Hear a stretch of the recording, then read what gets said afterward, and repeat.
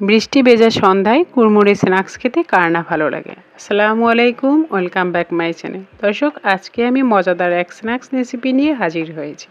স্ন্যাক্সটি দেখতে যেমনই লোভনীয় আর তেমনি খেতে মজাদার। আর দেখে কিন্তু বোঝাই যায় না এটা ডিমের না চিকেন দিয়ে তৈরি।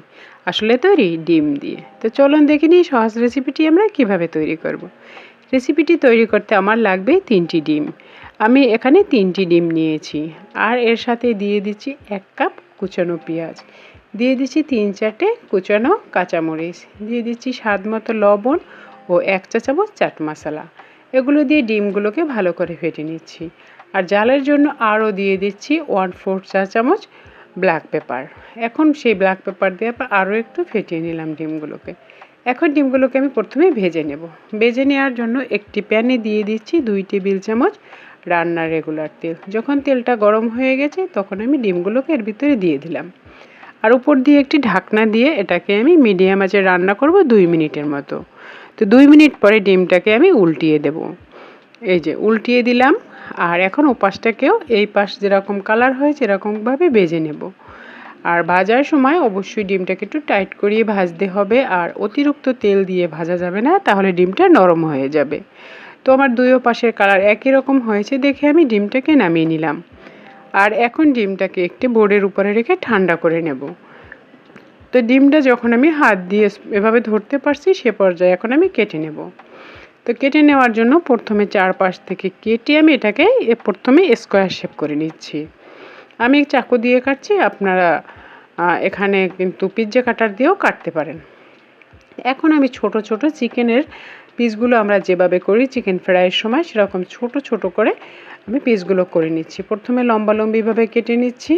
লম্বালম্বিভাবে কেটে নেওয়ার পরে মাঝখান থেকে একবার কেটে নেব আড়াআড়িভাবে। তাহলেই দেখুন একদম কিন্তু চিকেনের স্লাইসের মতোই কিন্তু স্লাইসগুলো হয়েছে। এই যে দেখুন। তো এক পাশে আমি ডিমগুলো রেখে নিচ্ছি। এখন একটি প্লেটে নিয়ে নিচ্ছি 1 কাপ ময়দা, এখানে সামান্য একটু লবণ ও 1/2 চা চামচ ব্ল্যাক পেপার।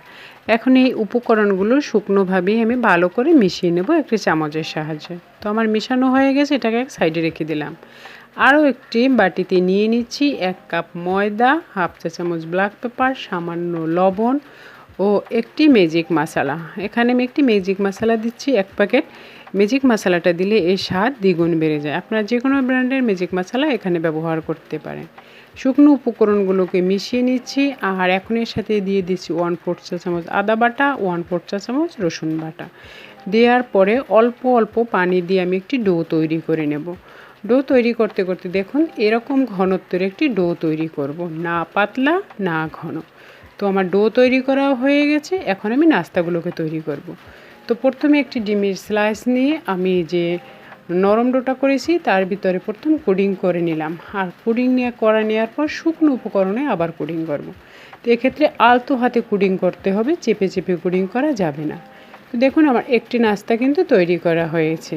আর একইভাবেই আমি সমস্ত নাস্তাগুলোকেই তৈরি করে নেব। তো আমার নাস্তাগুলো তৈরি করা হয়ে গেছে, এখন আমি ভেজে নেব। তো ভেজে নেওয়ার জন্য একটি প্যানে আগেই তেল গরম দিয়েছি, একদম হাই হিটে তেলটা গরম করে নিয়েছি। আর এর ভিতরে আমি এখন নাস্তাগুলোকে দিয়ে দিয়েছি। নাস্তাগুলোকে দেওয়ার পরে প্রায় 1 মিনিটের মতো সময় নিয়ে ভেজে নেওয়ার পরে চুলার আঁচটা মিডিয়াম আঁচে করতে হবে, কারণ হাই হিটে তেল গরম করা অবস্থায় না দিলে উপরে পুডিংটা কিন্তু খুলে যেতে পারে। সেই জন্য তেলটা হাই হিটে রেখে প্রথমে ভেজে তারপর নর্মাল আঁচে ভাজতে হবে। তো উল্টিয়ে পাল্টিয়ে ভাজবো যতক্ষণে না গোল্ডেন কালার চলে আসে। তো দেখুন আমার এগুলো কিন্তু গোল্ডেন কালার চলে এসেছে।